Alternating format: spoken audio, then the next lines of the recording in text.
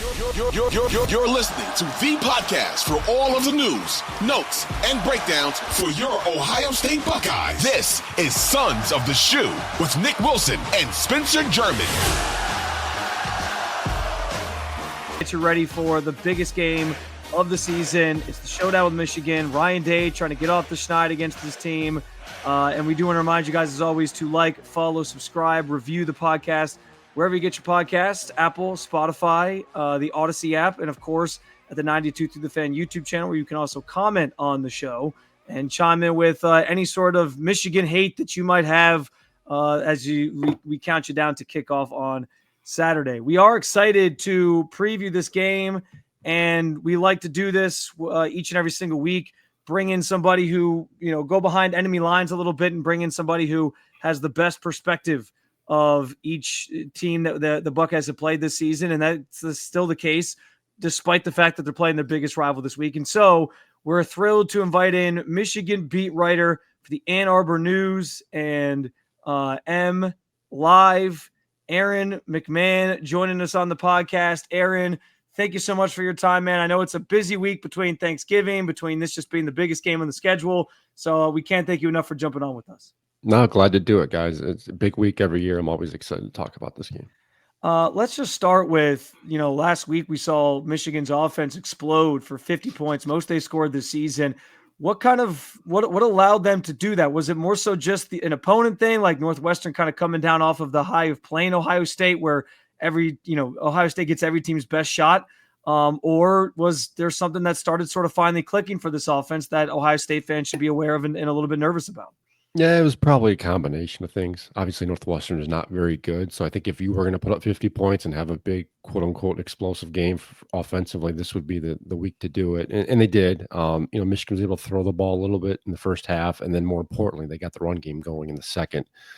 So they were able to kind of marry both parts of their offense. First time really all season we've seen it.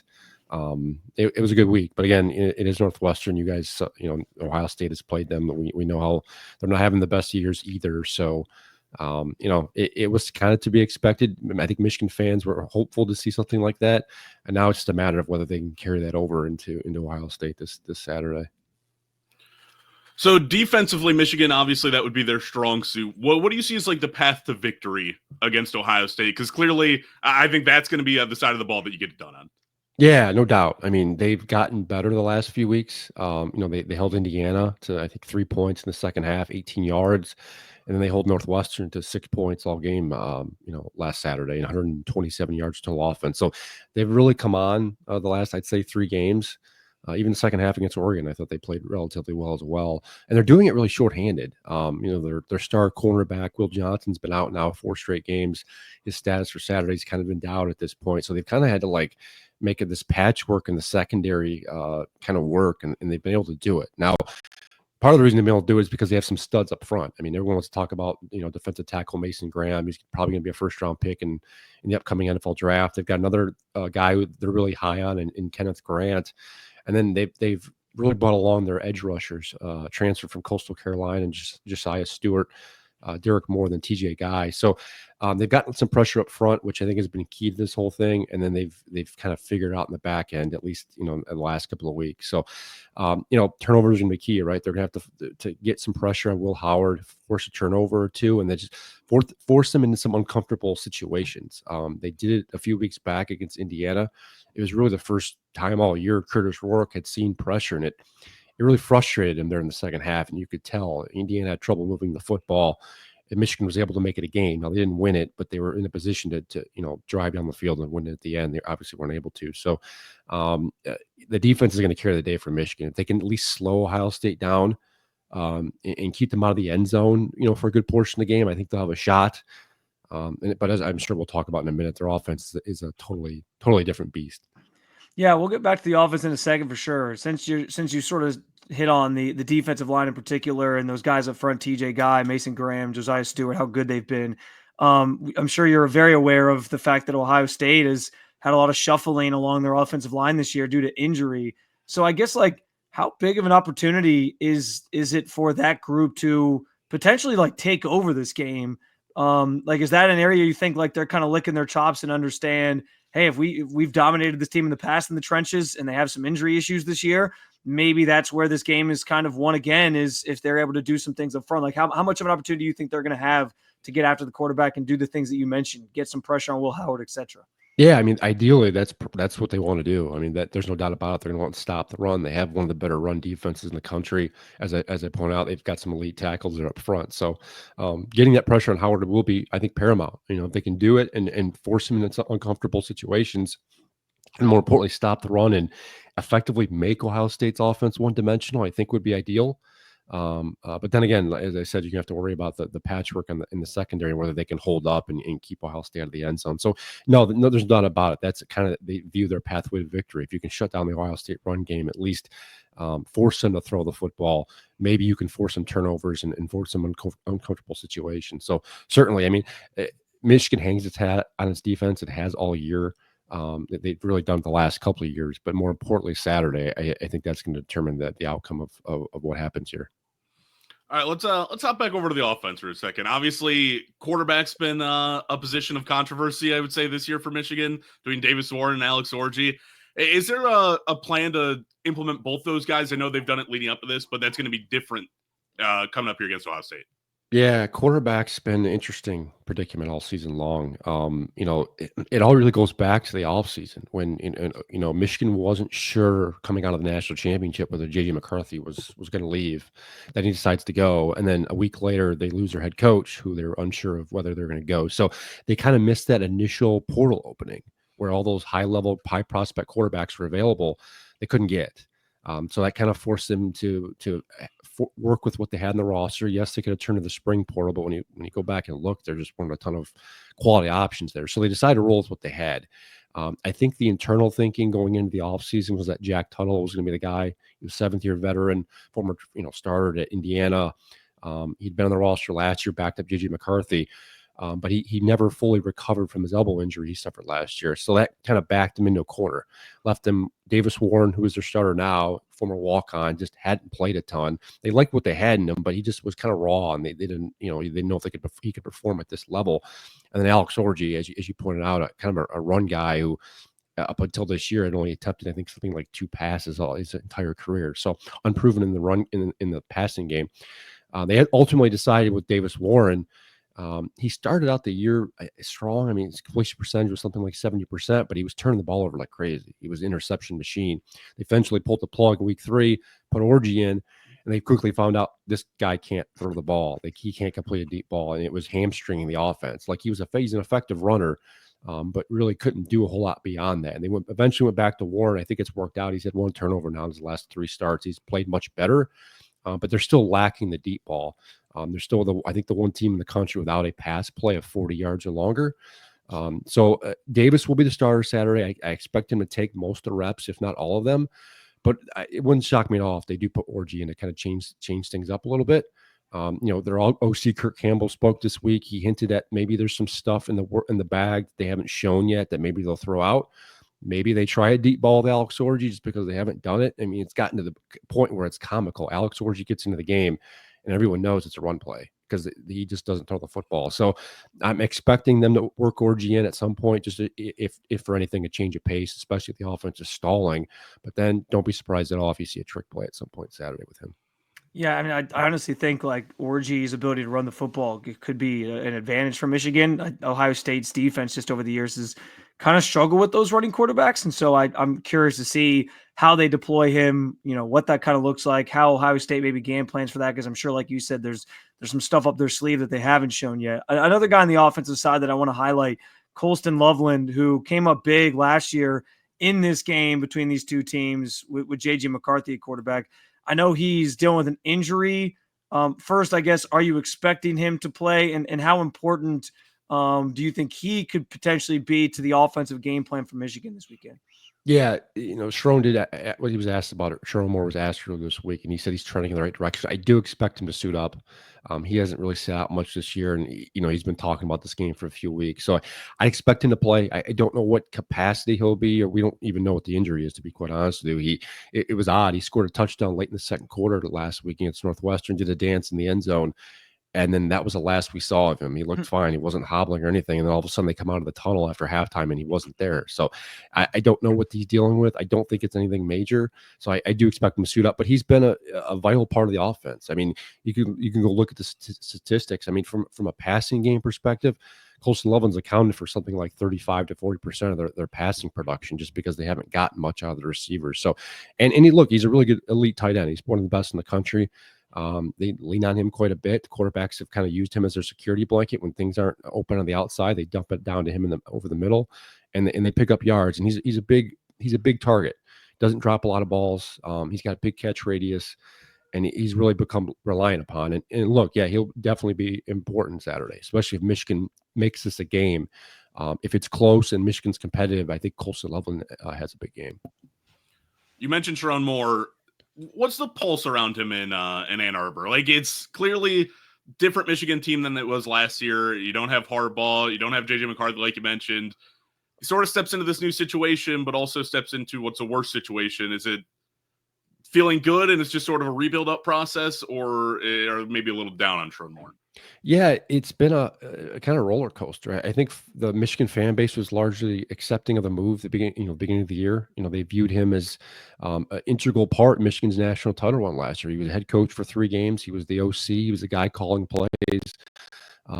And he beat Ohio State at the end of the year. So I think they viewed him as a logical replacement for Jim Harbaugh. But as we saw as the season wore on, Michigan was losing games, and there were there's been a lot of criticism of the way he's handled games, the way he's handled timeouts, and personnel matters and everything else. But so I think in a way recruiting has helped him the last couple of weeks. As I'm sure you guys know, you saw Michigan was able to land the number 1 quarterback in the number 1 player in next year's recruiting class, and they've got a top 10 recruiting class in the hopper for next year. So I think they're hanging on to that, the fan base, more than anything. That, hey, yes, this season didn't pan out like we wanted it to, but we've got a lot of talent coming in the future years, so we're gonna let this see where it goes.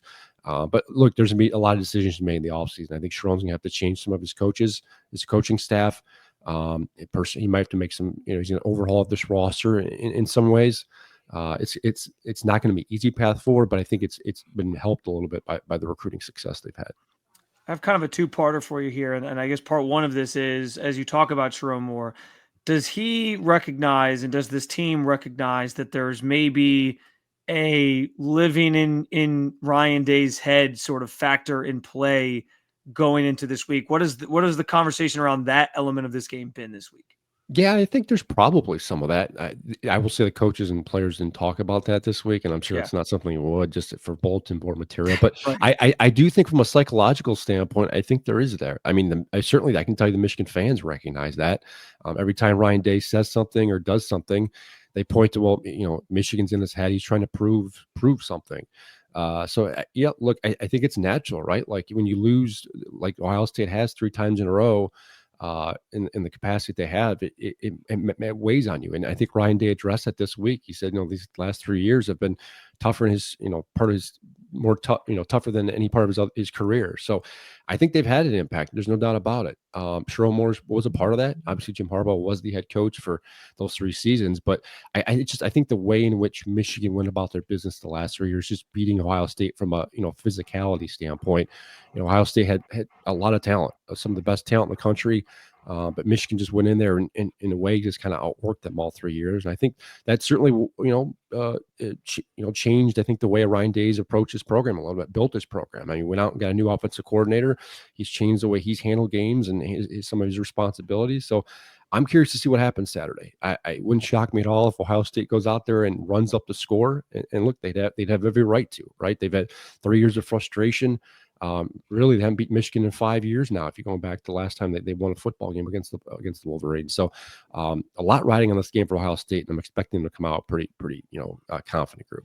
You kind of answered the second part I had there, because I was going to sort of ask next, like, how do you think that plays into this game? I guess I'll kind of add in, like, I don't know. I'm kind of in the back of my head. I'm like, I just have a feeling if Ryan Day wins this game, he's going to say something after the game, and like, you almost like we know when Urban left and Jim Harbaugh got that first matchup against Ryan Day, he had the born on third base comments, and I feel like you're going to get something from Ryan Day, right. And I'm kind of dreading it because if you beat this Michigan team, it shouldn't be the opportunity to like go out and gloat, right? So I don't know, like what is your kind of read on that situation, or how do you feel like things might play out just based off of that point you just made in regards to like the living in your head thing that's kind of been going on with Ryan Day? Yeah, I'm glad you brought that up because I was thinking about that early in the week. Like, if say Ohio State wins Saturday, and I expect them to do so, and the odds makers certainly expect it. Like, does that make up for the last 3 years in the minds of Ohio State fans? I don't know. And look, Michigan or Ohio State's got bigger fish to fry this year, right? They said at the beginning of the year they want to win a national championship, and obviously part of that is beating Michigan. But even theoretically, if they lose Saturday, they're still in the playoff picture. They can still win a national championship. So it wouldn't necessarily be the end all be all. But no, I mean, there's certainly something to that, and it would certainly, I think, affect the way the Ohio State fan base thinks of Ryan Day. I know they've already, in some capacity soured on them a little bit, and I think another loss to Michigan would certainly add to that. I don't know. It's a fascinating situation because it's very similar to what Jim Harbaugh was in Michigan back in like 2018, 2019. He'd won something like 80% of his games at Michigan, but he couldn't beat Ohio State. Yeah. And that was why he was getting so much flack from the fan base. And there were people talking about moving on from him and finding a new coach and everything else. Eventually he found the winning formula and the way to beat the Buckeyes.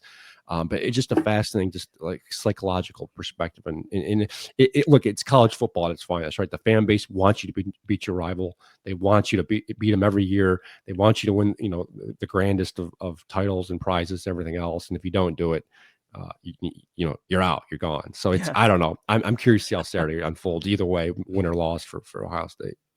So you kind of touched on it a little bit, but in terms of the fan base, then, like, you thought the game's obviously going to swing in Ohio State's favor. That's the way the bookmakers have it. What is the feeling in the fan base for Michigan? Is it's still the rivalry? They're still on top here, and they're going to come in and still give them a fight, or is it sort of Ohio State? You can have this one. We'll see you next year. I think there's probably all of it. I think a good chunk of the fan base is probably resigned to the fact that they're going to lose. I mean, look, they haven't. The Michigan team has not been very good this year. The fans they acknowledge it. And to be honest with you, prior to the Northwestern game last week, they kind of checked out. To be honest with you, the atmosphere in the stadium wasn't great. Basketball started, so there's other things to turn to. But look, and they're going to tune in Saturday. There's no doubt about it. I think they're going to watch with like a cautious optimism, saying, "Okay, I'm going to watch this thing, see how it goes. Maybe they make it close. Maybe they can be competitive, but we're not expecting a whole lot here." And I think that's largely what they've kind of come to take here. They just want a competitive game. And look, and say Michigan does happen to pull off the upset, I think it's kind of gravy on top of everything. But they're still kind of in a way clinging to the national championship, and they've got another 6 weeks to do so. And at this point, they're still kind of basking in the success they had last year. Well, despite those expectations, Aaron, we will get you out of here with one final sort of question. If look at it from the Michigan perspective in terms of how this game could go. And I'm just going to ask you straight up, Michigan will win the game if, and I'll let you fill in the blank. I think multiple things have to go right. They've got to play a clean game. They can't turn the football over as they've been prone to this year. Can't give out, Ohio State extra possessions, and that's key. And then they're going to have to, force a couple of turnovers. So I guess my answer would be to win the turnover battle, and not just by one, but they're going to have to win by multiple. Play a clean game, keep Ohio State off the field as long as possible. And that's difficult to do when the way this offense has been playing all season long. They've struggled to sustain drives and really put the ball in the end zone when they get in the red zone. They can do all that. I think they can keep it close. The margin for error is so slim with this team. I find I have a hard way envisioning of it happening. So everything has to go right. And I know it's saying a lot, but that's just, I think, the reality of this Michigan football program in 2024. He is Aaron McMann, covers Michigan football for the Ann Arbor News and MLive. We can't thank him enough for his time. I'm sure he's very much looking forward to this game. I assume you'll be there, right? You'll be in town. Okay, I figured. Yeah, well, make sure you don't let them know that you're covering Michigan. We don't want them to know that. We want you to get to the stadium safely and all those things. You just never know what's going to happen. And a few trips to Columbus. They're always interesting. I will say the Ohio State fan base is one of the more passionate college football. They're entertaining. They're fun. You hope they keep it clean and nothing big happens. But I will say, going to Ohio Stadium is always has a big game feel to it. So I'm looking forward to it. Yeah, should be fun. And the crowd was into the game last week, so I'm guessing they're kind of ramped up for this one for sure, especially with a chance to obviously beat Michigan this year. Aaron, again, thank you so much, man. We're going to take a quick break. We'll react to what Aaron had to say on the other side. And how worried should Ohio State fans be about that living in your fears kind of mentality that Ryan Day might have about this matchup? We'll talk about it next on Sons of the Shoe.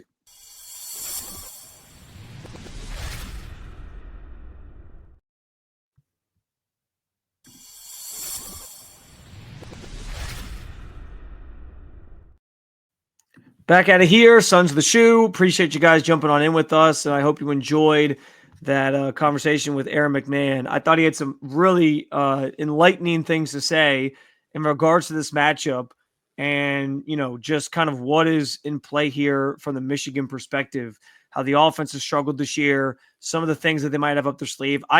Jake, I'm anticipating there's going to be an Alex Orji package. Like, I just think that's going to be something that they do. And I'm curious to see how Ohio State maybe combats that. And yeah, I mean, the biggest thing from an X's and O standpoint that I'm worried about is the thing that I've been worried about all year. The offensive line, we had questions about it when it was fully healthy. Now it's banged up. That has been the difference in this game each of the last 3 years as to why Ohio State has lost.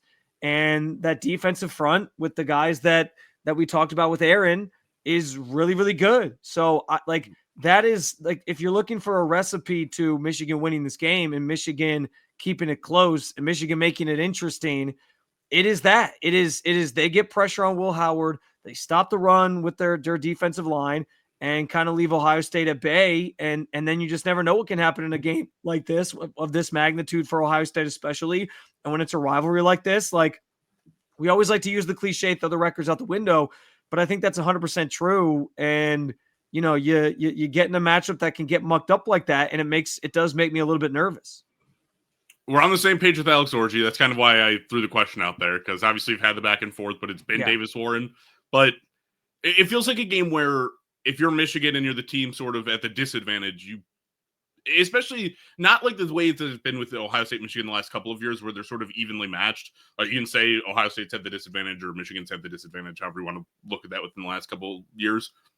It's very clear like Michigan's in the disadvantage this year. I think you sort of almost save some of your stuff for this week.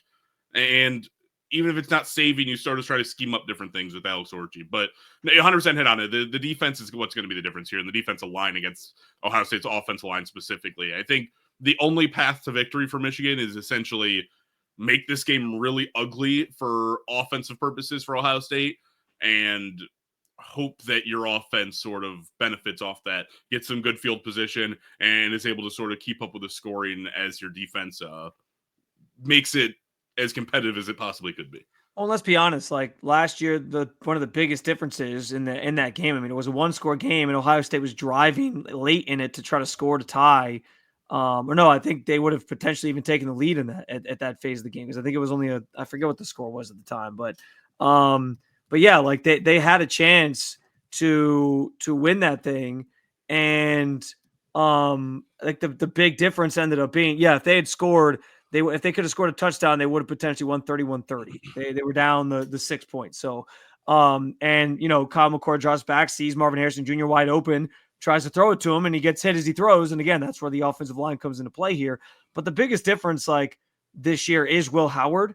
And because of how we talked about Will in recent weeks and the way he played this past weekend, I just feel like I feel comfortable with him back there at quarterback going into this game more so than I did with Kyle McCord, even if the offensive line struggles a little bit, because he seems like he doesn't panic. If there's one thing if you still have some questions about his like big game status or his big game ability, he's going to show you some of that this weekend. But if there are still some questions there, I think he has proven at this point, like he's made some bad throws. There's been some bad ones in there. But generally, like he seems to just kind of have a confidence in him. He doesn't get too high or too low. I mean, he threw a pick 6 to open the Penn State game and then still leads the team to victory. So I feel confident that like if there is a mistake, he's going to combat it. He's not going to make the errant throws that we were worried about Kyle McCord making. And I just think there's like a different sort of feeling about the quarterback position this year. And that allows you to hopefully overcome some of those things that maybe become problems for you if the defensive line from Michigan can dominate this game. I'm confident, or I feel good about Will Howard's ability to handle those things and still have the success that Ohio State needs to win this game. Yeah, I feel like last year that was the hurdle, right? Like we kind of all Yeah. went into that game as, well, can Kyle McCord make the offense hum the way that it needs to take on a Michigan defense? And he threw 2 picks in that game. Yeah, and that was the difference. Like, to the credit too, like I think he played. I don't know that it's overblown that he played poorly. Like I don't think he played well in that game. He still lost by 1 score, right? Yeah. Like no, that feels like the biggest hump for me though. Like Will Howard stepping in, and after you lost by 6 to a team and a defense who I think was better last year than it is this year, like I think that alone should have Ohio State fans feeling good. Yeah, and again, fairness to Kyle McCord, he didn't play a bad game in that game last year, aside from the 2 picks, which that's actually, that's kind of a stretch when you say, like, he didn't play a bad game, he just threw 2 picks. But no, I mean, like, I think like around that, like he probably had one of his games where he looked like more confident as a quarterback and, like a guy that could play at a national championship level for you. But the 2 picks were the difference maker. He threw one on the first drive, he threw one on the last drive, and that ended up deciding the game. And I don't see Will Howard doing that. Like his accuracy has been fairly good, aside from maybe some of the deep shots that he just can't seem to get the ball there. But like, again, like even if they're getting pressure, Michigan, that is, I feel confident in his ability. We saw it last week to like stand in and deliver the passes where they need to go and finding the open guy. And that's the biggest difference is like, okay, they might be able to get pressure this year, but is their secondary going to be, especially if Will Johnson doesn't play, is their secondary going to be up to the task of slowing down the wide receiving core, the weapons that they have? And I just don't think it's going to be there. I still feel good about Ohio State winning, but that is part of the equation here. The other part of the equation that I want to talk about, Jake, is obviously the other big question that we asked Aaron, which is this idea of there being sort of a living in your fears or, Michigan living rent-free in Ryan Day's head type thing going on, and what that means for game day decision-making and, how he comes into this game, how he approaches this game. If he's a little bit too high, and that then ultimately makes his team play a little bit flat. Like we've seen that before where guys just coming a little bit too juiced up. Jim Tressel, and we are going to play you a clip from Jim Tressel coming up here. He was on 92 through the Fan this week with our own Ken Carman and Anthony Lima. And where this isn't the clip we're playing, but he talked about how Michigan week, you're not supposed to say much because it's the build is there all year. Like they should already understand it doesn't have to be like overemphasized because you get it already at this point. And so I like, is Ryan Day going to be a little bit too amped up this week? He talked about that in his press conference this week. He said the same thing Jim Tressel said, which is like, I don't think you have to say anything extra. Like guys get it, but that like, just because you say that publicly doesn't mean that's not what you're doing behind the scenes. So I don't know. Like that is to me, like the 2 things we just talked about, the defensive line, maybe mucking this game up a little bit for Michigan. And this element, this mental side, this mental hurdle that seems like it could be there for Ryan Day are the 2 biggest concerns I have about this game going in. Ohio State should win. They're the better team on paper and on the field. But man, like sometimes that mental part of it can just be such a burden for somebody that you blow a game like this and it costs you potentially a championship run. I honestly think it's more of a concern in years going forward than it would be this year. Like, I think you walk into a situation this year where this Michigan team is bad enough that even if you came out flat, you would still find a way to win. Like, the offense, I don't think could jump out to big enough of a jump. But, like, going in next year's, like, I think Ryan Day might have this mentality of, hey, like, now we stomped out Michigan. Like, this is what we do. Yeah. And sort of ride that high of we beat 6-win Michigan instead of Michigan, who, as Aaron alluded to, had the opposite effect. 10. Well, like you're saying, like the last 3 years, it's been I can't beat this team, and now it's like, well, I beat them, like ha, joke's on you, and like then he thinks he's just going to do it every year and it's going to be easy. I see what you're saying. Yeah, like when you were talking to Aaron, you mentioned like if he comes out and has some like stupid comment after the game if he wins, like sort of just living in his own head in that sense of, well, I beat him and now I've proved everything. Like, yeah, we want you to beat Michigan. We also understand beating Michigan this year is, I think, a little bit different than it has been in years past when he's been here. Like, it's a little bit of a different gap. I hope he reads the room on that one. If he comes out and says something after beating this Michigan team, like people, Anthony Lima, most notably, is going to have something to say on Monday morning. That's for sure. But no, and I'll say this too. Like Aaron alluded to it, Ryan, like how the mental part of that game probably has played a role in the way that Ryan Day's gone about things, especially this year. And I do think like that's to his benefit. Like he brought in Chip Kelly, right? Yeah. He also, I do think here's a clear example of how he's coaching differently this year, probably because of how that game's gone the last 3 years. Think about how much they're going for it on fourth down this year. And they're like one of the best teams in the country in terms of fourth down efficiency. The third down efficiency is down from previous years, which is concerning, but their fourth down efficiency is up. Like they are off the charts good on fourth down. And it seems like those decisions, he even had one in the Indiana, or a couple times in the Indiana game, they went for it on fourth down, including at the goal line where they got stuffed and we were a little bit nervous there for a second. But like, he doesn't even think about it. He's like, we're going for it. I trust our guys. I think that's a change for him. And I do think like bringing in a guy like Chip Kelly, that's taken some of the pressure off of him to be out there calling the plays every single time and have somebody that you trust kind of handling that. And then you can think more deeply about some of those bigger decisions that do need to be made. So yeah, like I think there's definitely reasons why it's impacted the way he coaches, but I do think because he's made some adjustments here, I do feel better this year than previous years. Even though I'm still a little bit like nervous about that playing a role in this game, I feel better about it than previous years because he's now put his trust in other people that we have confidence in, like a Chip Kelly, most notably, who's done a tremendous job calling this offense and scheming up things that have worked for these skill players that they have. Yeah, and by the way, I think the third down conversion and fourth down conversion, your percentages kind of make sense there, right? If you're confident in your team that you're going to consistently go for it on fourth, it's like, maybe a little bit of a less risk on third, maybe make it third and more manageable. Some of it too, I think, is their first downs haven't like you got to stay ahead of the sticks, and they obviously I don't think they've done that well this year. There's been times where they've run for like 2 yards, and then it's 2nd and 8, and then they're playing from behind. So I think that's part of it. But I do think you're right. Like if they have confidence to go for it on fourth down anyway, what's 3rd and 5, you get 3 yards, and then it's 4th and 2, and you're like, all right, well, we'll just go for it. So yeah, I see what you're saying. We'll get the 3 yards again. Yeah, it's not the whole story, but I think it's part of the story. Like they definitely haven't been great on third down, but I think that also plays into at least a small percentage of that. But no, I don't know. I like CEO Ryan Day a lot better. I'll tell you that much. The guy who can sit there and worry about the timeouts and the massive decisions while Chip Kelly handles the play-to-play. I think that is the ideal scenario. But I think, too, when we talk about Ryan Day, like beating Michigan is obviously the big thing that everyone's brought in for. It's also a conversation of like, what I think messes with his mentals and scares us so much. The coaches before him, like Urban Meyer, never really played the current version, or I guess the not current version, but the last 3 years version of Michigan, where it's like this team is a top of the country, a legitimate national title contender. And Ryan Day kind of got tossed into that and had to live with these are some of the best teams in the country.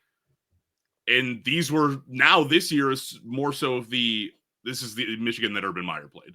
Not entirely. Like Urban played a couple of good Michigan teams, but a lot more often than not, it was like these type of games. Yeah, I see what you're saying, and I think that's fair. It all goes into the context bucket around Ryan Day, and I get why we have the debates about him. I get why there's conversations about his resume and how good it's been aside from the Michigan game and the games against top 5 teams. And like this is the dilemma that I have because I do understand there's context there, like why they lost to Georgia in the playoff a couple years ago. Marvin Harrison Jr. gets hurt. The Michigan fight, like Michigan reaching like peak Michigan under Jim Harbaugh the last 3 years. There's something there for sure. And I don't blame fans for like having that standard, and that is the standard. You have to beat that team. I do think sometimes fans are a little hyperbolic with it, where it's like that game's the only thing that matters. Because like guys, if they had lost to Michigan that year and then they beat Georgia, they would have gone on and win a national championship over TCU. Like there's no doubt in my mind they would have beat that TCU team the same way that Georgia did.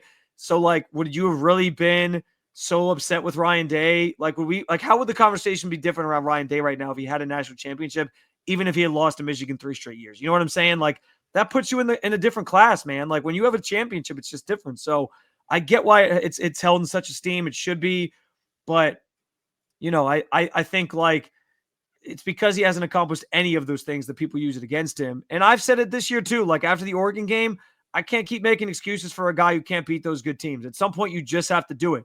That's the standard at Ohio State. Is it fair? No, probably not. But like that's what it is. And if you're not up for that, then I do understand where people are like, let's find somebody new. So I don't blame fans for doing that. I've sort of jumped into that camp myself a little bit. And it starts on Saturday with beating Michigan. I mean, you got to take care of business in this one. And if you lose to this Michigan team, then there's no excuse you can make left for Ryan Day. That's the bottom line, I think, from this. Yeah, I think the good thing that you have is if you're worried about a guy overlooking it, I don't think that's ever going to be a problem, right? Like, I don't think Ohio State overlooking Michigan will ever be your problem. Like, this is a game they should win, and in games that Ryan Day should win, he has won. And it's not like he's never beaten Michigan either, right? Like, he's beaten them once, and then they sort of evolved into Michigan super team. Like, there's definitely the mental aspect, but it's not like he cannot beat them. It's never happened. No, like, he sort of it's just been a while. Year one, yeah. It's just been a while. He's just got to get back to it. I also am deathly afraid he's going to say some snide remark after the game, and I'm going to be so mad. Like, dude, you got to read the room. He's coming off of that Kurt Signetti, putting the extra touchdown on him and saying we got a good team too and whatever. Like, I don't know. He's going to have something in his holster. I don't know if I want to see it because this isn't the scene for that. But we'll have to see how that plays out. We're actually on Lou Holtz. I'd like to know where Jim Harbaugh is right now. Well, he's coaching the Chargers, so no. I actually think Jake and I will explore that a little bit more. We're hosting together on 92 through the Fan on Black Friday, leading up to kickoff of the Black Friday NFL game, 10-2. Shameless plug here, so you can find more conversations around the game, around Ohio State when we get together on Friday. So I hope you'll join us for that. But in the meantime, guys, we do need to pause. Get a quick word from our sponsors. When we get back, though, it's time for the annual tradition to end our show. The Michigan Panic Meter, of course, returns. And then we get into four-down territory where we go around the world of college football with 4 topics. It is very Ohio State-based this week, but that's okay. It's an important week to do that. So let's get to that coming up next here on Sons of the Shoe.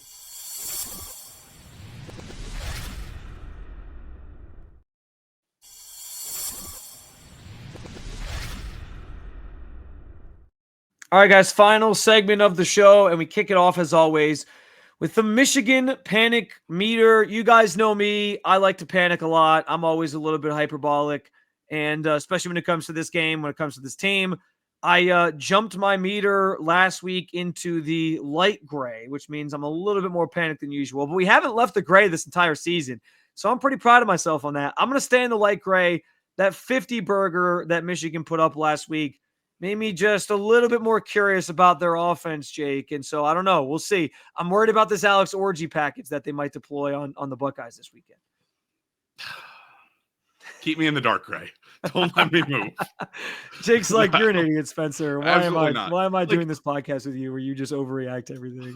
Spencer, we're scared of a Michigan offense to put up 50 on Northwestern. Come on. Well, the Buckeyes only put up, 31 on Northwestern or whatever it was? No, this is the point.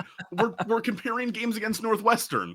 This is a low bar, right? Like, we played that game in a baseball stadium. That's all you have to know about it. We missed an Ohio State. You couldn't even see the touchdowns.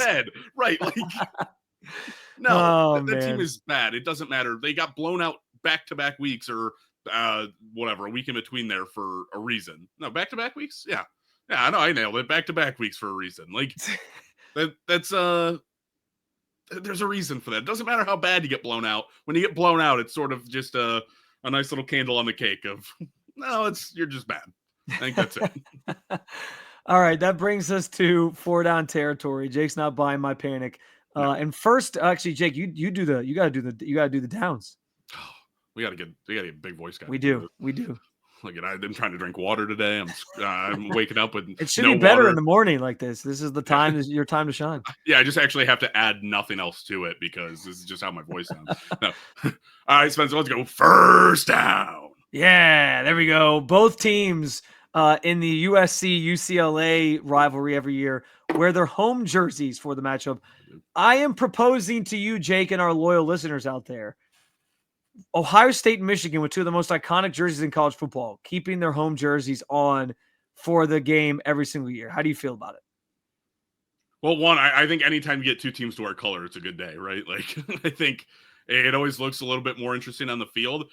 But a rivalry that's pretty hammered in tradition, I don't think everyone's going to buy this. I don't think everybody's like, they're used to it being, you get a color jersey and then you sort of get a non-color jersey, and that's what you work with, and that's what you have. It's always been the way that it is. I think they want to live with that. I'd be down for it, though. I think it's always interesting to add a little bit more fun, let the team sort of rep a little bit more of their colors, and it adds a different feel to it. I think Washington and Washington State are the other set of teams that also do this. So why not? Throw it in there. I'd be down for it. Yeah, I think I don't know. I think it's kind of a cool concept. I like that USC and UCLA do it. I think in this matchup, again, for me, it's about how iconic those jerseys are. Like Ohio State and Michigan have two of the most classic jerseys that there are. So to see those sort of like both teams repping the home jerseys, I think would be sweet. But I think your point is maybe the most valid, that this rivalry is just so baked in tradition. It's going to be hard to get anybody to budge on something like this. So I don't know. What do you guys think? Let us know in the comments section at the 92 Through the Fan YouTube channel or on Twitter at Spencito_ at Vulinec Jake. That brings us to second down. And we got a couple audio clips here for you. People talking about the rivalry this week. First off, Will Howard had some comments on this during his media availability. We'll play his comments first. And then with some comments from Jim Tressel, who, like I said, joined our station at 92 to the Fan, but here's Will Howard. Lose to KU, so I don't know. I mean, nothing like this though. This is definitely the biggest rivalry game I've ever played in. So, what feels different in the building this week than other rivalry games you've been a part of during the week preparing? I don't know if there's one thing I could say. I think, for me, it hasn't really been this week. It's really been all year. Just feeling how much, this rivalry means and how deep it runs and how deep it cuts. I mean, you look around the building and see the countdown clocks, and from the moment I got here, it was different. It was like you don't wear blue in the building. You don't all these, you don't say the M word, like all this stuff. It was just, I was like, okay, this is different, man. Like it's not really a rivalry, it's more like a way of life. That to me sounds like a guy who gets it. And I think like, Will Howard, man, like he's impressed me this year with just like his the way he's adjusted sort of to a new environment, and his understanding of like what it means to be an Ohio State player. And that's honestly like I think the thing that people are looking for the most in whatever quarterback the Buckeyes were going to go get last offseason, because they felt like Kyle McCord just wasn't it. Like he's embraced all this, and I thought those were some cool comments from him. Yeah, I think he had a comment after the Indiana game too. It's hard for a transfer to toe the line of like, hey, this matters to me, I'm part of this team, but also like I understand that it doesn't matter to me the same way that matters to some of these other guys. And I think he toed that really well after the ending game as well. It's like he's like, I want to win this, but I even want it more for the seniors that have been here for 4 years who maybe haven't beat Michigan up to this point. I want it bad for Ryan Day because we know everything surrounding him. I think he played this like to a T. And I've seen people on Twitter X, whatever you want to call it, sort of putting Will Howard as like, hey, didn't think it when the year started, but like he's quickly becoming like one of my favorite Buckeyes that we've had in recent years because he's handled everything. It's not fabricated. It's just genuine, and he knows sort of where he stands in the history of Ohio State and how they're playing this year. I've seen a lot of I wish Will Howard had more eligibility tweets, like people who are wishing he could stay another year type thing. So I find that pretty interesting. But no, yeah, like he screams a guy that totally gets it. Even though he's been here for just a short time. And I do think it's interesting, like he's recognizing how much it means to some of these other guys who came back and have put them in the opportunity that they have, or the situation that they have to chase a championship and more. And also, I know like Jack Sawyer talked about how he really wants it for Ryan Day. Like I think that's part of this too, is they probably hear the criticism. Jack actually really got into like, I'm pretty sure it was Jack who talked about it, but he kind of said like, the stuff that he's heard about Ryan Day and like the stuff his family's gone through, just how unfair it's been. And so there really is like a rallying cry around the idea of like this team wants to win this one for Ryan because they apparently like playing for him. And I think that sometimes is pretty evident. So yeah, I think there's levels to it, but to hear Will make those comments was good. We'll save the Trussell comments for the next one, which I'll let you take it away, Jake. That would make it third down.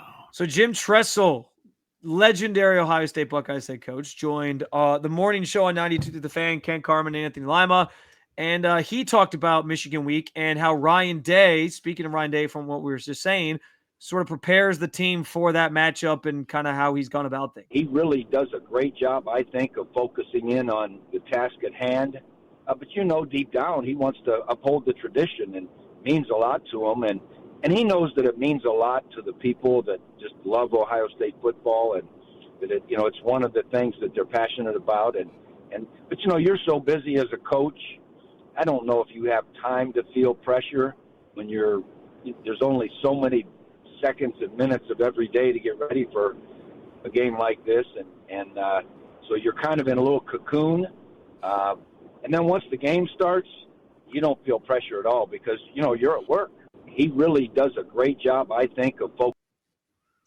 So I think it's interesting because Jim, he made it sound like him and Ryan have talk about this, and they get into conversations about it. And like the idea that, because I think one of the biggest criticisms of Ryan is like he doesn't get the rivalry, it doesn't feel authentic, but he makes it sound like he does get it. Now, what I disagree with Jim a little bit on is like he's saying you don't really have time to feel the pressure of it because you're going to work. I think that's 100% false to Ryan Day. Like I think he feels this largely because of what we talked about. Like he knows what happens when he loses this game. He knows the stuff that his family has to hear, that he has to hear when he loses this game. So I do think he feels that pressure, which is another reason why, like, when you got a little amped up pressure going into a game like this that you should win, sometimes it can blow up in your face a little bit.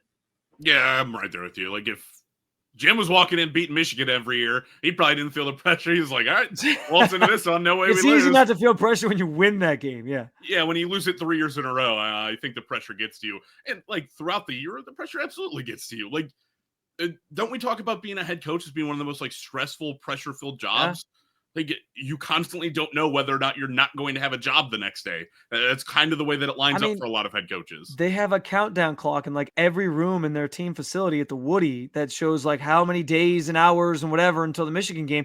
And like Ryan Day could have beaten Oregon by like 20 points.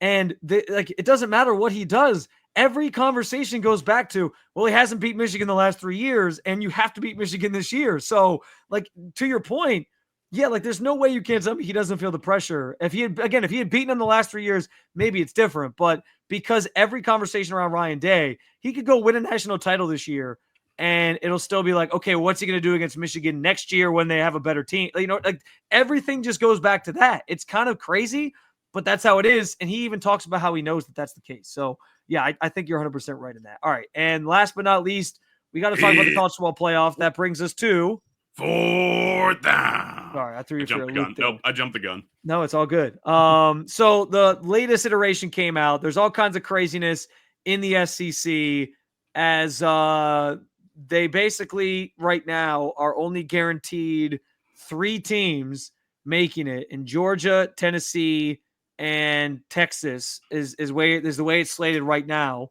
And I guess that could change. What's funny about the bracket right now is that Georgia and Tennessee would basically have a rematch in the first round if that were to happen. So that's kind of interesting. But yeah, so like the way that this all played out on Saturday, which was just absolutely bonkers. Ole Miss loses, Alabama loses to a bad Oklahoma team, by the way. Like you talk about bad offenses like Michigan has. Oregon's offense has been putrid this year, and they beat Alabama 24-3. So that tells you something. Like, I don't know, like I didn't have a ton of gripes with the sort of current setup of the ranking. I would guess I was a little surprised that Clemson moved all the way up to 12 and they're like the first team out right now. Because I don't think Clemson really has like a quality win this year either. But I guess the difference is like they're sort of valuing that Clemson only has 2 losses. And they're like, well, you've kind of earned the right to be here over some of these other SEC teams that now have like multiple losses. So I don't know. And also Indiana dropping to 10, which pretty much guarantees that as long as they beat Purdue, they're in. Like as long as you're out of the 11 or 12 spot, you're pretty much in the clear. I think it's fair that they dropped as far as they did, but yeah, I think this pretty much guarantees that Indiana is going to be in. Yeah, I thought you could have made a good case that Indiana probably could have slated up to 9 and been ahead of SMU, but we're kind of nitpicking there, right? Yeah, like splitting hairs a little bit. I mean, SMU's earned the right to like be in that conversation with and plus like something's going to happen between SMU and Miami. And that honestly, like at this point, I think the debate comes down to is a 4th SEC team getting in or 2 ACC teams getting in.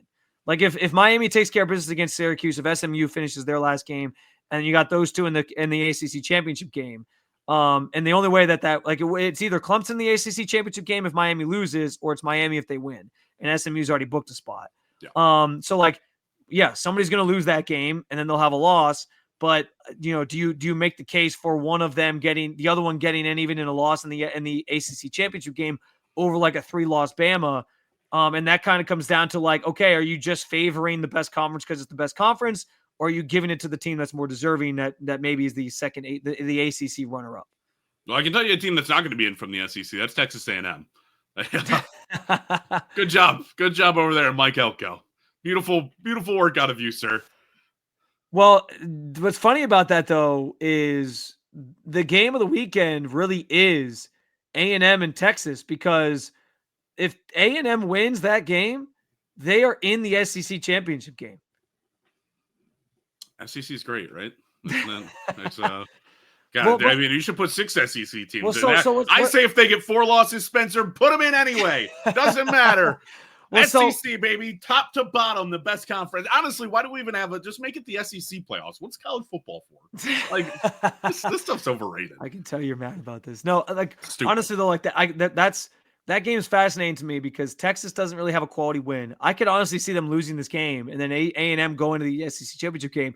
And what's funny is like Texas, even with a loss to A&M, would probably still get in with 2 losses. Yeah. But A&M might actually lose the SEC championship game and they play an extra game and then not get in. Like they basically have to win this game and the SEC championship game to get in. But Texas, like if they lose, they're probably still in, and then Georgia probably gets in as the SEC winner. So, I guess the big question in terms of a 4th SEC team getting in is pretty much going to come down to, is A&M going to win the SEC somehow, and then they sort of steal that 4th spot, and it would be them, Georgia, Tennessee, and Texas. Like, so I don't know, but I don't know. This whole thing's been fascinating, and it's kind of what we wanted, right? Like we wanted the season to still matter. It definitely feels like it still matters at this point. Well, A&M should have a good chance. I mean, they've been focused on Texas for 2 weeks, right?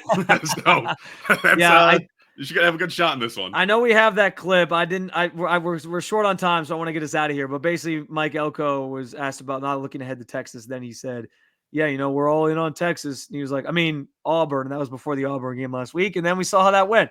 So clearly he wasn't focused on just Auburn, but I do get it. Like this is a big rivalry and they haven't played in like 20 years. So less than that, but like 15 years or something like that. So it's a pretty big deal. And that certainly is the game of the weekend. Maybe not the game of the weekend besides Ohio State, Michigan, but in terms of like teams that are ranked with high stakes, that's it. All right, guys, we appreciate you jumping on in with us. We will be back with another episode post game. It will be a little later post game because as I alluded to, I don't know if I've said it on the show or not, but I think I've talked about it in previous episodes. I am going to the Ohio State Michigan game. So when I get home, we will recap it with you, talk about it with you. We hope you'll join us. In the meantime, we encourage you to like, follow, subscribe, review the Sons of the Shoe podcast, wherever you get your podcast, Apple, Spotify, the Odyssey app that I mentioned, Apple, and of course, the 92 to the Fan YouTube channel where you can comment, you can jump in, you can chime in on the conversation. So appreciate you guys as always. Jake, always a pleasure. Look forward to talking about what should be a Buckeyes win afterwards. We'll see if my fears come to fruition or if your staunchness that it's not going to be close plays out. And until then, I look forward to chatting with you then, man. And go Bucks. Go Bucks.